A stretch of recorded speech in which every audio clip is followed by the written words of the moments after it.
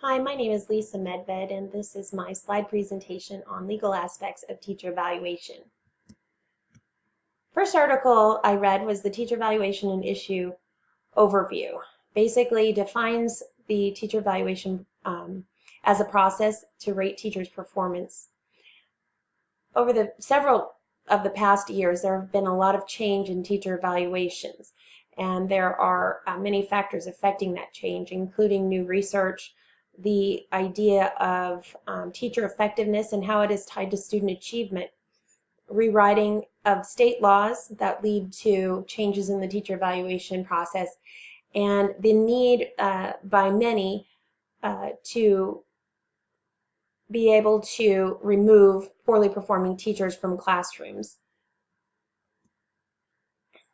The result of these different factors we've seen in a revamped teacher evaluation systems, more in depth, more frequent as far as evaluations and observations. One of the newer things is actual including of student achievement data in the evaluation process, whereas before that wasn't as focused upon, but with research that says that teacher effectiveness is tied to student achievement, it seems logical that student achievement data is included. To what extent it's included varies. Also, the teacher evaluation is tied in some cases to other policies such as tenure or non-tenure, different statuses the state recognizes of teachers, and renewal, retirement, etc. So with these changes, there have been several problems and possibly unintended consequences. Numerous lawsuits regarding test scores, the loss of tenure, the fairness of the evaluation systems. There has been an increase, which I think almost anyone you ask would agree with, an increase in testing to accomplish obtaining data for the measure for the teacher evaluation. Also increased testing for evaluation of teachers who aren't typically in a testing subject. There's been an increase in anti-testing sentiments, where, as you see, many people opting their children out of these standardized tests, and an outcry for the amount of time these tests are taking. And even the overhaul of the changes in the evaluation system is causing the law deadlines even to be pushed back in order to accommodate the new systems and allowing for teachers and administrators to have a clear understanding of them before needing to use them. The next document I read was the NEA document on the Every Student Succeeds Act. Essentially, it lays out what the act does and does not do. It says that the state must implement teacher evaluation systems, that it's up to them how to do that, up to the state. That student achievement must be included, although it does not have to be a huge part. It must be included in part. And it also talks about bargaining laws as far as bargaining with unions and school districts, that the laws that were in place prior to the Every Student Succeeds Act are preserved and not changed. The final article was Teacher Evaluation Heads to Court, which gave an overview of several different court cases that are challenging the changes in teacher evaluation and how it is being used in schools. There are challenges to how the systems were put in place, the reading of the law, who was in charge of putting them in place. There certainly are many court cases that are challenging the inclusion of student achievement data.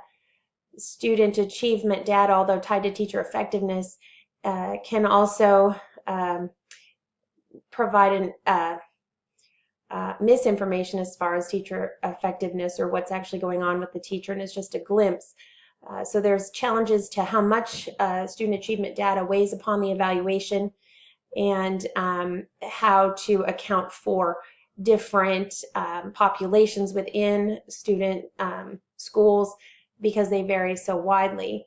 There's questions of fairness, testing grades and subjects versus non-testing grades and subjects, and how to fairly evaluate teachers in different areas. And then there's the question of tenure or loss of tenure, if tenure is available for those teachers who receive poor evaluations, and the effect on that has on a teacher's future and retirement. So at the school I am at Swallows Charter Academy, which is a K-12 charter school. And at our charter school, teachers are given 3 different classifications. You can be an emergent teacher, a teacher, or master teacher. When I arrived there, because I had many years experience, I was classified as teacher, and after a year or 2, I was classified as master teacher after proving myself within the school, taking on some committees and some other responsibilities.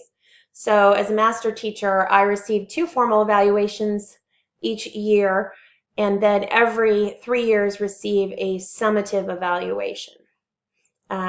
Most of this consists of just formal sit-down observation with the well, on occasion the pre-conference, not always the pre-conference, the observation, supposed to be a post-conference and not always a post-conference, but that's what it's supposed to look like. And then the summative is involved with a sort of a summary of those observations, and is done at the end of the school year on the years you have it. So the summative I receive every 3 years now.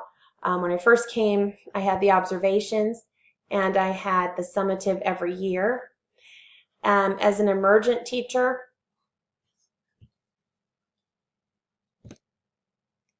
and the emergent teacher, the person that's either just come in as a new teacher or very little teacher experience, will receive 3 formal observations and then the summative. So then once that happens, the evaluation, you are given a satisfactory, exceeds, or needs improvement rating.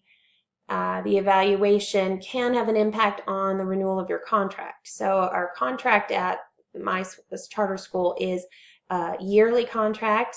It is an at-will contract, and it is stated in our contracts that we are an at-will employee, and our employment can be terminated by the employee ourselves, or the employer or the school at any time. So that does weigh heavily on teachers at our school. Evaluation, if you receive an evaluation you don't agree with, you can speak to the director and appeal to the director of the school. And if that proves to be of no use, then you can also appeal to the board of directors in order to ask for a reevaluation. If your evaluation results in the non-renewal of your contract, your recourse is a bit limited because of the wording in our contract, but you can appeal to the board of directors. The school does have to follow regular labor laws, so there is some appeal within the state. You can also appeal to our charter granting district, our local school district as well, for aid if needed. So the court case that I chose is a very recent one, was decided just in March, Johnson versus School District number 1 in the state of Colorado, where I am. There was the new teacher evaluation system. Teachers claim that the Denver Public Schools violated their due process in their procedures of dealing with teachers, non-probationary teachers, which means they've achieved a professional teacher's license. They've been working more than 3 years within the district. How the district dealt with the eliminated positions of teachers. So not the teachers having been let go for anything the teachers had done, but eliminated positions due to funding or lack of student population for that particular position. So teachers that were eliminated were then reassigned within the district, but there had to be a mutual agreement between another principal and that teacher in being reassigned into the district's same salary and everything that they left with. If they hadn't done that within 12 months, they would be placed on unpaid leave and lose their status within the district.